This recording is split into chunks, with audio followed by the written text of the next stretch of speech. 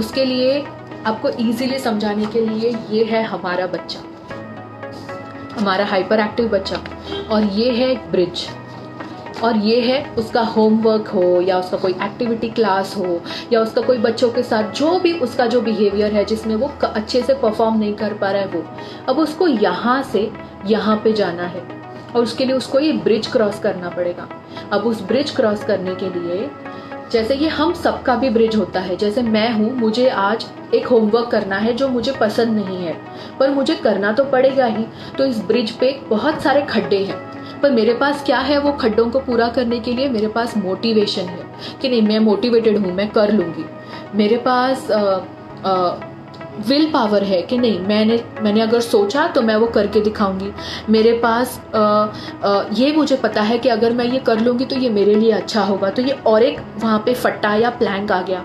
और मैंने ये भी सोचा कि मेरा सेल्फ डिसिप्लिन है कि अगर मैंने प्रॉमिस किया है तो मैं वो करके ही दिखाऊंगी, और मैंने सबको बता दिया है कि मैं ये करने वाली हूँ। तो इतने मेरे पास आ गए हैं और उसमें मैं और अपने सेल्फ डिसिप्लिन और विल पावर वो डाल के धीरे धीरे मैं ही क्रॉस कर जाऊँ। पर हमारा ADHD बच्चा जिसके पास डोपामीन कम है, जैसे मैंने आपको बताया, उसकी वजह से मेरा विल पावर कम है, उसकी वजह से मेरा मोटिवेशन कम है, मेरा अटेंशन कम है, तो मेरे लिए जो इतने फट्टे या इतने प्लैंक्स इनफ है यहाँ से यहाँ पे होमवर्क करने को, उनके लिए नहीं है। तो हमको ये इसमें कुछ और डालना पड़ेगा जिससे डोपामीन आएगा, जिससे वो बच्चा मोटिवेट होगा और वो यहाँ से यहाँ हंसते हंसते आ पाएगा। पर हम क्या करते हैं,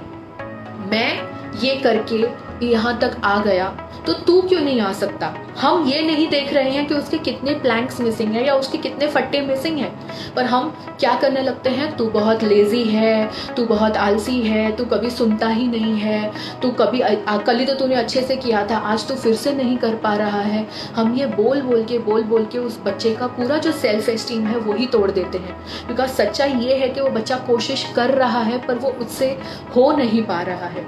तो आज जो हम इस लाइव में देखने वाले हैं, अभी का जो पार्ट है वो यही है कि हम एज पेरेंट्स या एज थेरेपिस्ट या एज टीचर्स, अगर मुझे कोई टीचर सुन रही हैं, हम क्या कर सकते हैं जिससे ये ब्रिज उसका हम हेल्प कर सके जोड़ने में, ताकि वो बच्चा राइट। तो उसके लिए जो हमारा हेल्प करने वाला है वो है हमारा फ्रेंड डोपामिन। अब हमको ये जानना है कि वो कैसे कैसे सीक्रेट होता है। वो तब आता है जब हमें कोई चीज़ नई हो, तो हम इस होमवर्क को थोड़ी देर के लिए छोड़ के, सपोज मैथ्स का होमवर्क है तो हम यहाँ पे शायद म्यूज़िक का होमवर्क या हम यहाँ पे इंग्लिश का होमवर्क लेके आए जो बच्चे को शायद पसंद है, तो हम नॉवेल्टी, तो हमने यहाँ पे एक फट्टा ऐड कर दी, यहाँ पे ऐड कर दिया। फिर हमने डाला, हम उसको थोड़ा इंटरेस्टिंग बना देंगे, जैसे हमने कुछ डायग्राम्स डाले या हमने बैठ के उसके बारे में बच्चे को कुछ समझाया, तो हमने इंटरेस्टिंग का फट्टा यहाँ पे डाल दिया। मैंने उसको बोला कि अरे वाह, तुम यहाँ से यहाँ तक तो आ गए हो, तुम इतना अच्छा कर रहे हो, तो मैंने उसको इंस्टेंट रिवॉर्ड दिया, इंस्टेंट फीडबैक दिया। तो मैंने और एक फट्टा डाला, और अगर बच्चा देखता है कि ये जो होमवर्क है वो 4 to 5 पेजेस का है और मैंने उसको सिर्फ बोला कि आज तेरे को सिर्फ एक पेज फिनिश करना है, फिर शाम को दूसरा पेज फिनिश करना है, तो मैंने उसको थोड़ा और कम कर दिया होमवर्क को। तो धीरे धीरे मैंने ऐसे सारे फट्टे यहाँ पे डाल दिए जो डोपामीन को हेल्प करते हैं रिलीज होने में ब्रेन को, जो हमारे बच्चे के लिए प्लैंक्स बन गए, और बच्चा यहाँ से यहाँ पे एकदम इजीली हंसते हंसते आ गया और हम भी खुश हो गए। अब जितना ये बोलने में इजी है उतना ये करने में इजी नहीं है, बट हम ये डेफिनेटली कर सकते हैं।